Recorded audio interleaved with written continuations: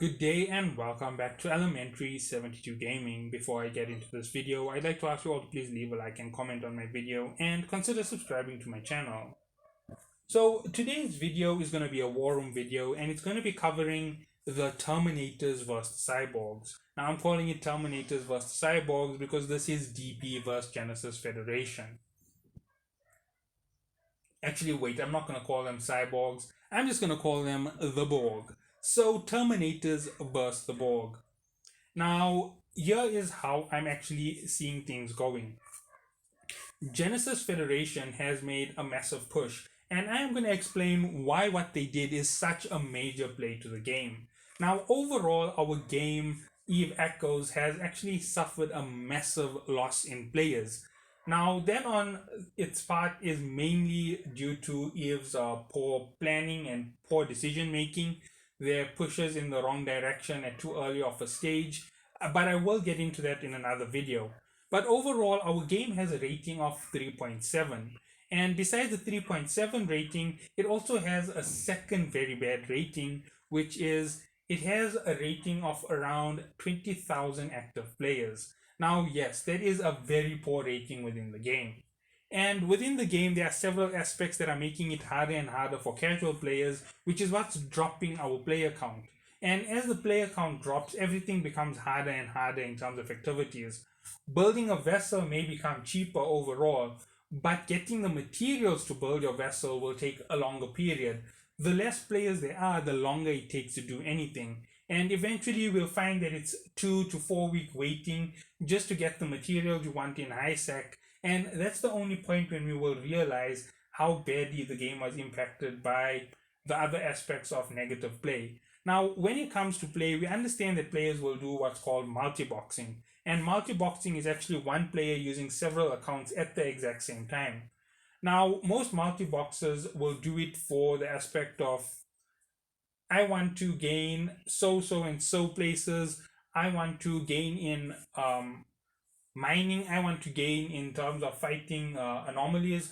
I want to gain in every aspect of the game all at once. So I will run 5 accounts at once so that I can do research on this one so that it can sell on the markets and generate me a ton of ISK. I will build up this one in a certain format so it can go and mine everywhere. I will build up this one so it can go and fight anomalies with me. I'll build up this one so it can be a defense wall. And that's so forth how most players do this. And then there's other players who just build 10 accounts and use them all just for mining so that they can gain quite a firm amount from just mining in one spot. Now, overall, these small impacts have had a massive impact on the game. And let's start getting into it. Now, when it came to multiple aspects of players multi-boxing for mining, it actually reduced the cost of materials because materials were earned faster, the demand wasn't matching the supply. So it was a quick in and out, easy to move around the materials. But as it went on later into the game, the reward from mining started to become less and less for casual players and for regular players. Now, a regular player will play about 6 hours on the game a day. Now, that is quite a bit of playtime. And within 6 hours, most miners can make not a couple hundred, maybe around 100 million, with about 24 million an hour being the optimal for some miners. It's not for all miners. Other miners like myself take around 20 minutes to clear a belt, to fill up a hole on our retriever. That is about 6.5 million, and that'll give me 3 holes, that's 18 million. And that is without any skills into mining itself, so please note that my efficiency is really low. Now, moving on from that, you get other players who can clear a belt every 10 minutes at the moment using Rig 3. Now, Rig 3 really did improve that whole flow, and with the idea of botters, this here becomes a very problematic issue. Now, here are the reasons why it's problematic. Botters run anywhere between 10 and 100 accounts. Now, those figures means that our 20,000 active player accounts becomes less and less. The number of people who are actually on the game most likely would be less than 10,000 at a time.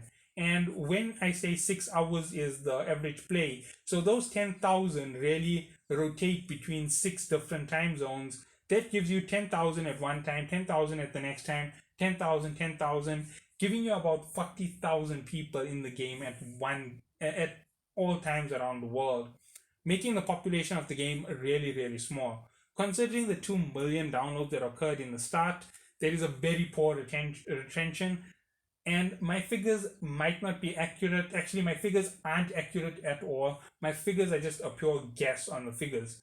That's based on what other people have said, what other people are saying, what the numbers look like, the ease of access to trade ports, the lack of materials, the slow trading, the reduction in prices, all of this being taken into consideration. This is where I'm getting my idea on figures for.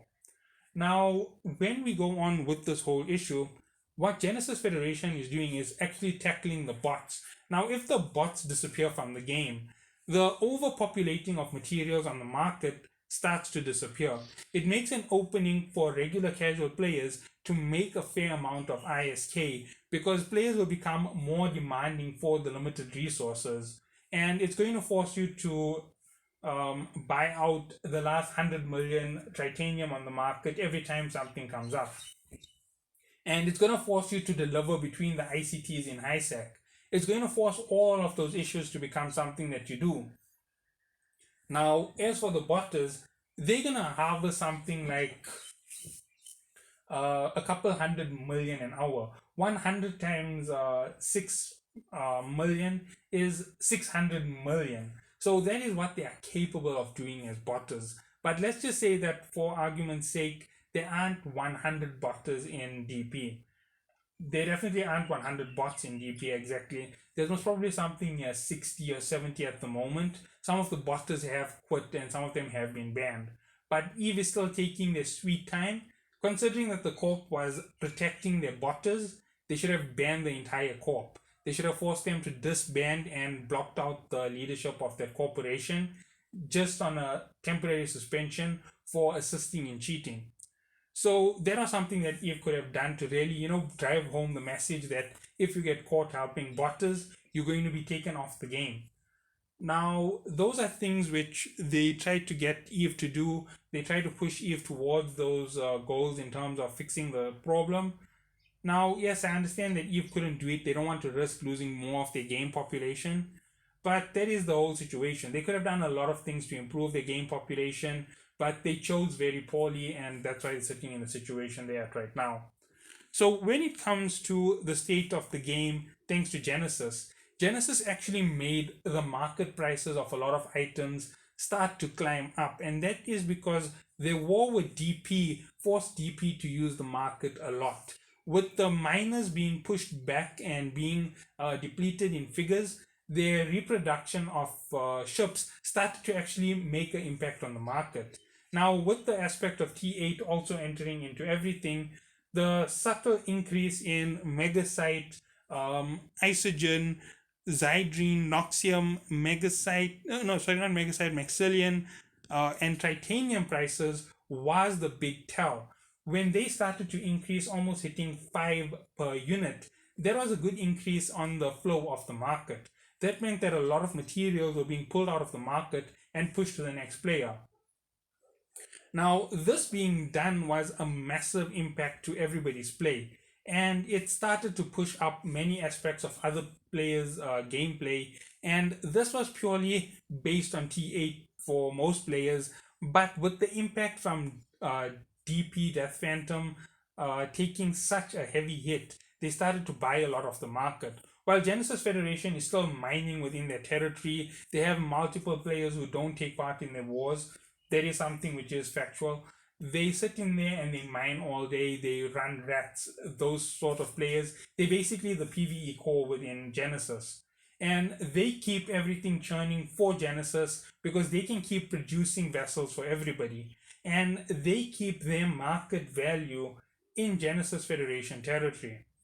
Now, as for DP were now running short on materials. They're being forced to go out into more dangerous sectors, forced to take on other corps to try and get into areas to get planetary materials, get mining resources. They had to pull off many operations, and they were also majorly using ICTs. And at the moment, they may be majorly using ICTs, because the prices of some of these materials are still staying at their stable rounds. So that means that, let's just open titanium. If titanium hasn't dropped to 1 as yet for some of the sellers, that means that titanium is still selling quite frequently.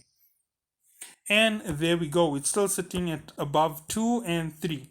So 2 and 3, it's only in high sec regions that it's sitting at 2. Fat looks like it's going to be quite expensive. So let me go down on this list quickly.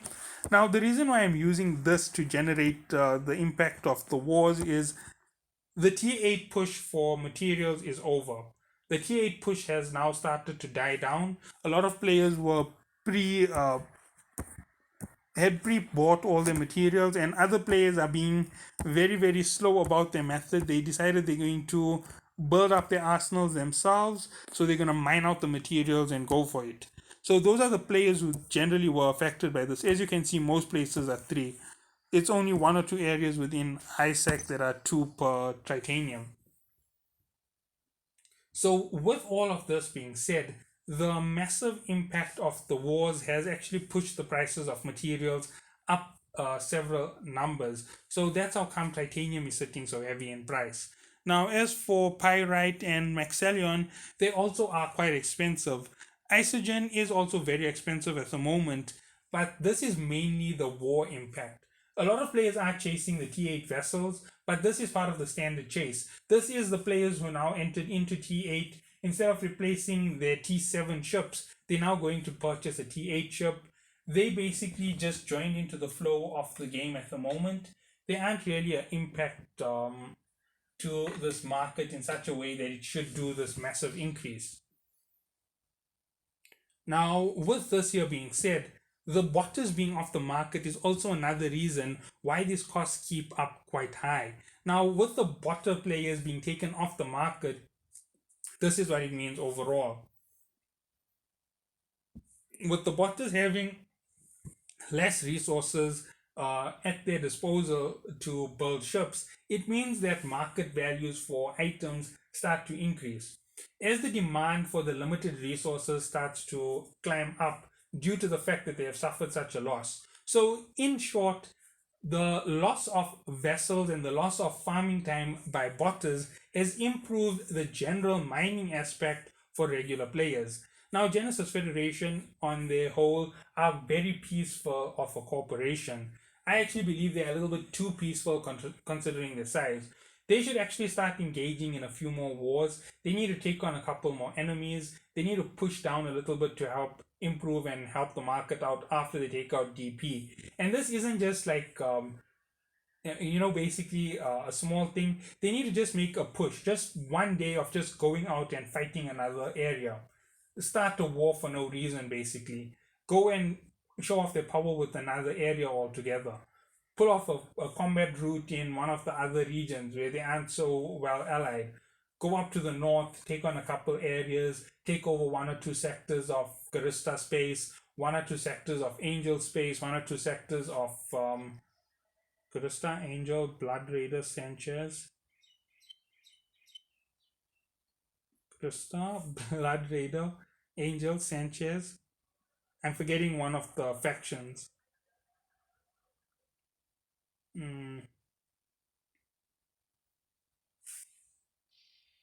I'll just go down into ship debris over here. Sorry about this. This is a little bit embarrassing.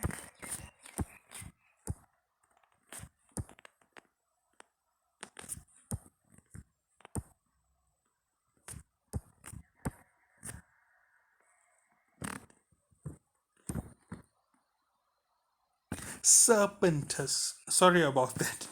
As I said, I'm sometimes a bit forgetful. This was part of my notes. I took it off. I didn't put it in point form because I didn't think I'll make that mistake. So anyway, they need to start spreading out their operations. They need to start getting into the other sectors. They need to start making an impact in the game. Now, with all of that being done, they're going to drive up the casual aspect of the game. Now, I'm telling them to basically head up to the null sex in other areas and cause a little bit of commotion, drive up the market value of items, push players up and down all over the market, make everything go crazy, and then return back to Paragon Soul if they want, or hold on to a small region. basically hold on to 5 or 4 sectors near the edge of a territory so that they have something for each type of player within their corp. Now, I know that that is quite a heavy operation to ask them to do, and it's quite a heavy suggestion. But if they did something towards those ends, they'd actually drive up the market value and let players know exactly how much of an impact they have had on the game. Now, small numbers of players understand how big the impact is. And it's not even the miners who understand the impact. It's more or less the players who do the overall aspect of the game. Those who delve into small parts of gameplay just to see what's going on. So they would understand the impact from what Genesis has done, while not many other players will. Genesis will understand it themselves. They've taken care of botters. They've increased the value of materials and minerals. And as they keep pushing and keep moving on these aspects, eventually they'll be making a massive impact to the game. If DP's botter faction gets totally destroyed, then I believe it's PCIB or PICB. They're also another botter corp from what I was told. If they go after them and they take care of their bots, then that'll take care of another aspect of the major bots. Then I know there are another 2 or 3 corporations who have bots in the northern region, but I don't know the exact names. I just know that they're in the northern region of the map. So with all of that said, that is the update on the whole situation. Genesis has helped us out majorly by pushing back on Death Phantom. The majority of their botter play has been taken out, and a lot of their play has now started to improve in terms of the gameplay for other players. Their war has improved your gameplay by increasing the value of items. They've pushed up the demand for a lot of items. Those who are selling mining vessels, you'll notice that the demand for mining vessels has started to increase. You'll notice that the demand for mining rigs is staying quite stable. Mining rig 2s have only dropped about 30 million so far, when they should have dropped far more because of the introduction of rig 3. With all of that being said, the impact from what Genesis has done has been huge overall on the game. I hope that you all do enjoy the video, and I hope that you all are a little bit thankful to Genesis, and I hope to hear a lot more of War from Genesis. Thank you all for watching. Have a good day.